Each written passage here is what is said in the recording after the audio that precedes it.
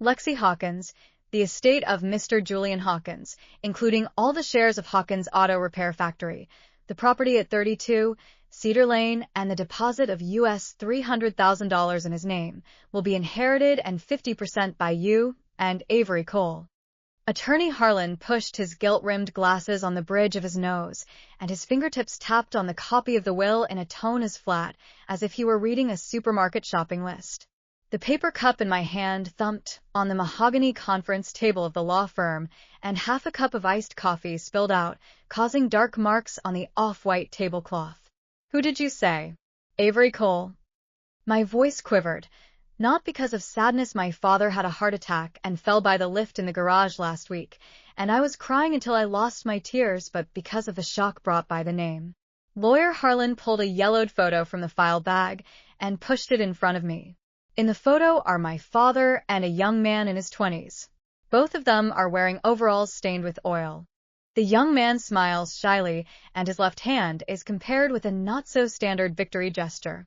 "He was your father's apprentice 2 years ago," said Harlan, "and your father specifically stated in his will that if he died before Avery, he must leave half of the estate to him.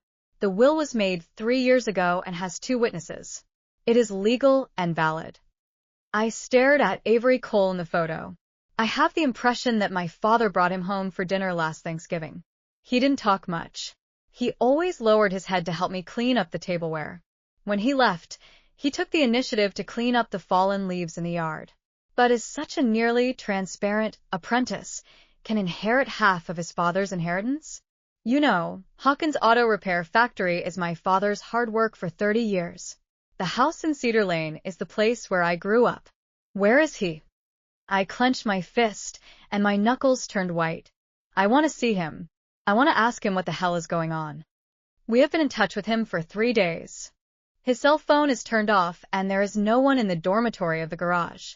The landlord of the apartment he rented said that he moved out last Wednesday without leaving a new address.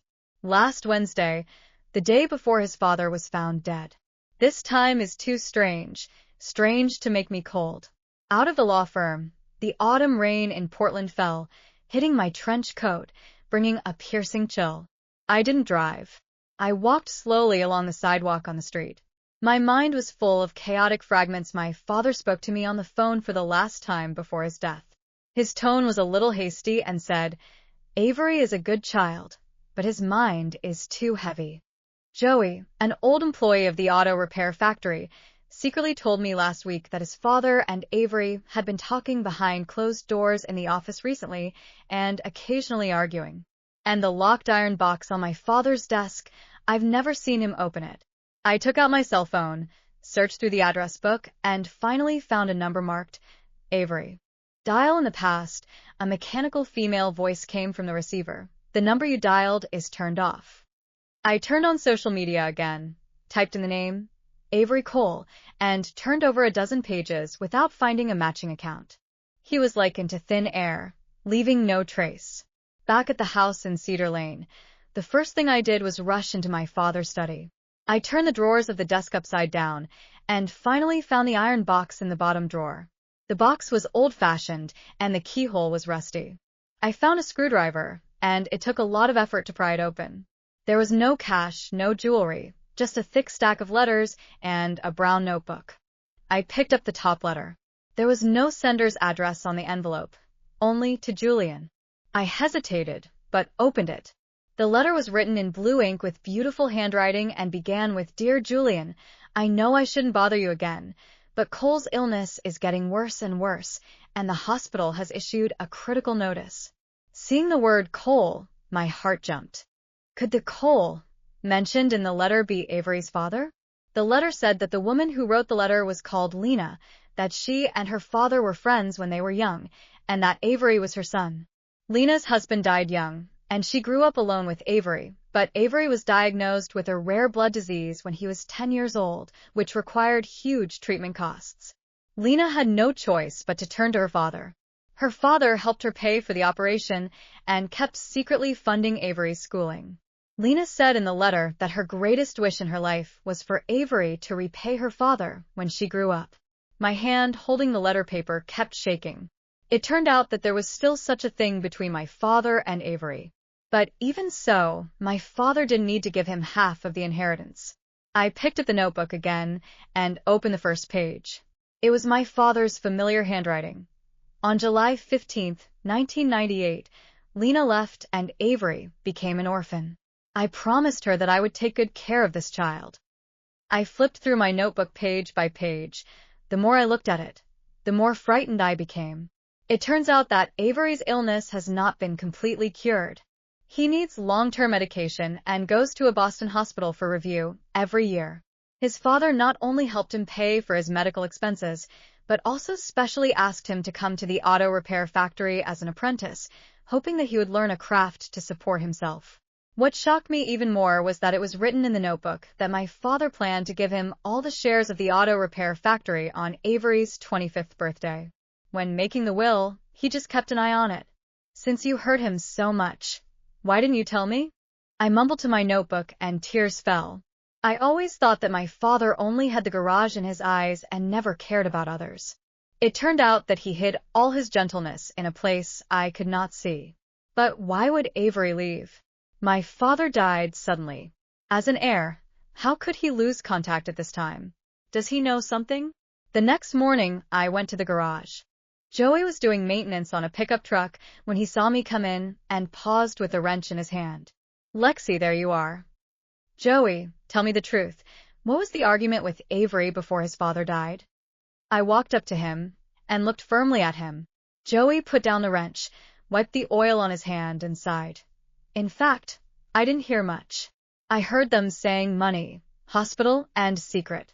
Once I passed by the office and heard Avery yelling, 'I can't take your money, it will ruin you.' And then your father got angry and said, 'I owe Lena this, you must take it.'" "Oh, to Lena?" I frowned. "Who's Lena?" "I don't know the name." Joey shook his head. "I only heard your father mention once that she was a very kind woman, but unfortunately, she had a bad life." By the way, Joey seemed to suddenly think of something. "The day before your father died, a strange man came to the garage, dressed in a suit, and looked like a good man. He asked where Avery was. Your father said he was not there, and then the two quarreled. The man also threatened your father and said, 'Be smart, don't mind you're busy.'" "Strange man? What does it look like?" I quickly asked. "He is very tall, about 1.9 meters, with a small head and a tattoo on his arm, like an eagle." Joey tried to recall. He was driving a black Mercedes. I didn't see the license plate number clearly. I only remembered that the last two were 73. I memorized Joey's words on my phone, and my doubts grew. Who is this strange man? What's he doing with Avery? Did he have anything to do with his father's death? I went to the apartment Avery rented. The landlord was a grumpy old lady, and when she saw me, she didn't look good. "I told you he moved away. No address. No phone. Don't bother me again. Old lady, I am the daughter of his boss. His boss died suddenly. There is something very important to find him." I patiently explained, took out $100 from the bag, and handed it over. "You think again, when he moved away, did he say where he was going?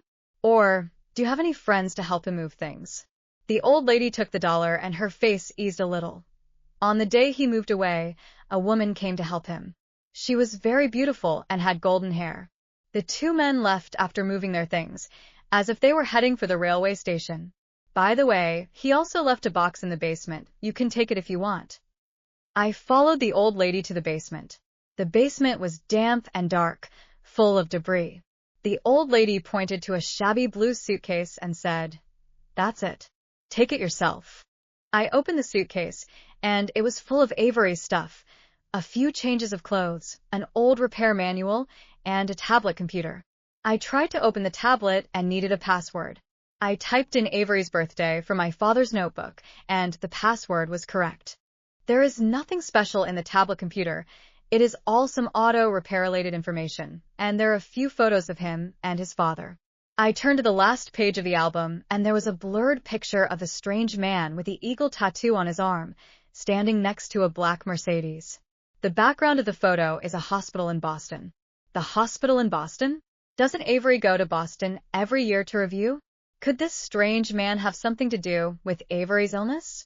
I suddenly remembered that my father's notebook mentioned that Avery's attending doctor was Marcus White, in Bow working at Seton Children's Hospital. I immediately searched the internet for Marcus White at Boston Children's Hospital and quickly found his contact information. I called Dr. Marcus, and my heart was beating fast. Hello, is this Dr. Marcus White? I'm a friend of Avery Cole's. I have something urgent to find him. Do you know where he is now? The other end of the phone was silent for a few seconds, and then a low voice came.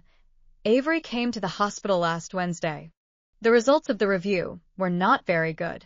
His condition has deteriorated, and he needs to be hospitalized immediately.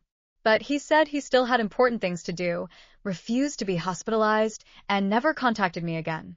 By the way, when he came, he was followed by a man with an eagle tattoo on his arm, like he was watching him. Who is that man? Why is he spying on Avery? I asked eagerly. I don't know his name, Dr. Marcus said, but Avery secretly told me that the man was his distant uncle who had been trying to take over an inheritance left by his mother. Before Avery's mother died, the estate was deposited in a secret account, and only Avery knew the password. The uncle has been looking for him for many years just to force him to say the password. It dawned on me. It turned out that the strange man was Avery's uncle, and he was looking for Avery for the inheritance. But why would he threaten his father? Was the father protecting Avery? Did Avery say anything else? Like, where is he going? I asked. He said he was going to a small town in Portland to find someone who knew the whereabouts of his mother's estate. Dr. Marcus thought for a moment. It seems to be Bakersfield town. He didn't say the specific address. After hanging up the phone, I immediately checked that there was indeed a Bakersfield town near Portland, about 2 hours' drive from the city. I didn't think much, picked up the car keys and ran to the garage. I had to find Avery, not just for the estate, but to find out if my father's death had anything to do with the man. On the drive to the town of Bakersfield, the rain was getting heavier and the visibility was very low. I turned on the wiper and my mind kept thinking, did the uncle kill my father for protecting Avery? Could my father's myocardial infarction have been deliberately induced? By the town of Bakersfield, it was already afternoon. The town is small, with only one main street and low shops and dwellings on either side. I went to a cafe and asked the owner if he had seen Avery. The owner of the cafe was a gray-haired old man named Tom. I showed him Avery's photo. He squinted for a long time and said, "Yes, this child came to me yesterday to buy coffee, followed by a blonde woman. They asked me about an old lady named Aunt May who lived by the old oak tree at the east end of the town." I thanked Tom and immediately drove to the east of town. There was a dilapidated cabin near the old oak tree, with a sign at the door that read, Aunt May's Grocery Shop. I pushed open the door, and a gray-haired old lady was tidying up the shelves. "Excuse me, are you Aunt May?" I asked. The old lady raised her head and looked at me. "I am. What are you looking for me?" "I'm looking for Avery Cole," I said. "Did he come to see you yesterday?" Aunt May's face changed, and she looked at me warily. "Who are you? What do you want him to do?" "I'm the daughter of his boss, Julian Hawkins, and my dad passed away last week, and there's an inheritance to look for him." I took out my ID card and showed it to her. Besides, a man with an eagle tattoo on his arm is looking for him. It's dangerous. Hearing the eagle tattoo man, Aunt May's expression relaxed a little. Avery did come. He is Lena's son. I am Lena's best friend. Aunt May sighed. Lena gave me a sum of money before she died, and let me wait for Avery to give it to him when he is an adult. That money was left by Lena's father, and it was a small sum. The man with the eagle tattoo, the younger brother of Lena's ex-husband, has always wanted to rob the money. Lena's ex-husband? Didn't Avery's father die young? I asked doubtfully. Avery's father was an asshole, said Aunt May, gnashing her teeth. He not only raped Lena, but also owed a lot of money for gambling. Then he took all of Lena's savings, ran away, and never came back. Lena thought he was dead, but she didn't think he had a younger brother, the man with the eagle tattoo. He knew that Lena had a legacy and had been pestering her. Lena had no choice but to give the money to me for safekeeping. Where is Avery now? I asked. He got the money and left, saying he was going to be hospitalized in Boston. Aunt May said, he also said that Mr. Julian was very kind to him, and he will never forget it in his life. By the way, he left you something. Aunt May took an envelope from the drawer and handed it to me. I took the envelope, my hands shaking. On the envelope was Avery's handwriting, which read, to Lexi Hawkins. I opened the envelope. Inside was a piece of writing paper and a bank card. The letter read, Lexi, I'm sorry. I shouldn't have left without saying goodbye. I know that the death of your father, I have always thought of Mr. Julian as a father, has hurt you, and I blame myself. If it weren't for me, that man wouldn't have gone to Mr. Julian, and neither would Mr. Julian. See here. My tears fell on the letter paper, dizzy opening. The man approached Mr. Julian and threatened him to hand me over, or it would be against him. Mr. Julian quarreled with him to protect me. I later learned that Mr. Julian had a serious heart attack and that the man deliberately stimulated him, causing him to have a heart attack. I am very afraid. I am afraid that man will kill me, so I can only run away. Mr. Julian left me half of his estate, and I can't take it. In this bank card is the money left by Aunt Lena, which is enough for me to pay for the medical expenses. The garage and the house are Mr. Julian's life's work and should belong to you. When I'm well, I'll come back and get justice for Mr. Julian. By the way, the man's name is Gray Cole. He owns an underground casino in Portland and has a lot of dirty business. In Mr. Julian's notebook, there should be evidence of his crime. I hope you can be careful not to be found by him. I hold the letter. Tears flow. It turned out that his father was killed to protect Avery. It turned out that the man named Gray Cole was the murderer. I held the bank card tightly, and there was only one thought in my heart. I want to avenge my father, and I want Gray Cole to pay the price. Back in Portland, I immediately went to my father's study and dug up the notebook. Sure enough, the last few pages of the notebook record Gray Cole's criminal evidence, the address of the underground casino, the list of people involved in gambling, and the records of his drug smuggling transactions. The father also wrote that he had contacted the police to expose Gray Cole. I took my notebook and went to the police station. The cop who served me was Ryan Tucker, and he read the contents of the notebook and his expression became serious. This evidence is very important, and we will immediately launch an investigation. Ryan said, Gray Cole is our focus. We have been tracking him for a long time, but there is not enough evidence. What about Avery? He is very dangerous now, and Gray Cole will definitely look for him. I said with concern. We'll send someone to Boston to protect him, Ryan said. Don't worry, we'll get Gray Cole and do your father justice. For the next few days, I spent every day in anxiety. I called Ryan, asked about the progress of the investigation, and he said they had surrounded Gray Cole's underground casino and were preparing an arrest. On Friday afternoon, Ryan called me with excitement in his voice. Lexi, we made it. Gray Cole was caught, and he confessed to killing your father. Also, we have found Avery. He is now receiving treatment in the hospital in Boston, and his condition is stable. Hearing the news, I was so excited that I cried. Father's grievances were finally clear, and Avery was safe. Over the weekend, I drove to Boston. In the hospital room, I saw Avery. He was much thinner and pale, but his eyes were firm. Lexi, I'm sorry to worry you, he said. I'm the one who should say sorry. I shook my head. I suspected you before, thinking that you disappeared for the sake of the inheritance. I don't blame you, Avery smiled. Who would have doubted? By the way, I really can't take Mr. Julian's legacy. You must accept it.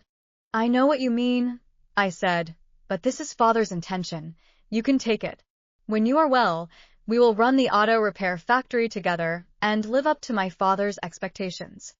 Avery nodded, tears in his eyes. I know that my father has a spirit in heaven, and it will be very gratifying to see us like this. When we left the hospital, the sun was very good in Boston, which dispelled the haze for many days. I looked up at the sky, as if I saw my father smile. I know that there is still a long way to go, but I will bravely go on with my father's expectations. And Avery, the heir who has disappeared, will become the most important relative in my life. Back in Portland, I started sorting through my father's belongings. In the office of the auto repair factory, I found one. This envelope was written to me by my father the day before his death. The letter read, "Lexi, my daughter, if you are reading this letter, I am no longer here. Avery is a good boy. He has a poor life. I hope you can take good care of him. The auto repair factory is my painstaking effort and your future. I believe you can manage it well. Remember, no matter what difficulties you encounter, you must face them bravely. Dad will always be by your side." I took the letter, and the tears fell again. It turned out that my father had anticipated the danger, and he made arrangements for Avery and I. I wiped away my tears and swore in my heart, I will take good care of Avery and run the auto repair shop so that my father's painstaking efforts can continue. A few months later, Avery was discharged from the hospital and returned to Portland. We run the garage together, and business is booming. Joey and other employees are very supportive, and the residents of the town often take care of our business. On Thanksgiving, Avery and I made a great dinner together, just like last year. We sat at the table, watching the fireworks outside the window. My heart was filled with warmth. "Lexi," said Avery, "thank you and Mr. Julian for giving me a second life. We are family, aren't we?" I said with a smile. "Yeah, we're family. Although my father is gone, the love and responsibility he left behind keep us closely linked. And that once the mystery also finally has a happy ending, I know that my Father in heaven will be proud of us."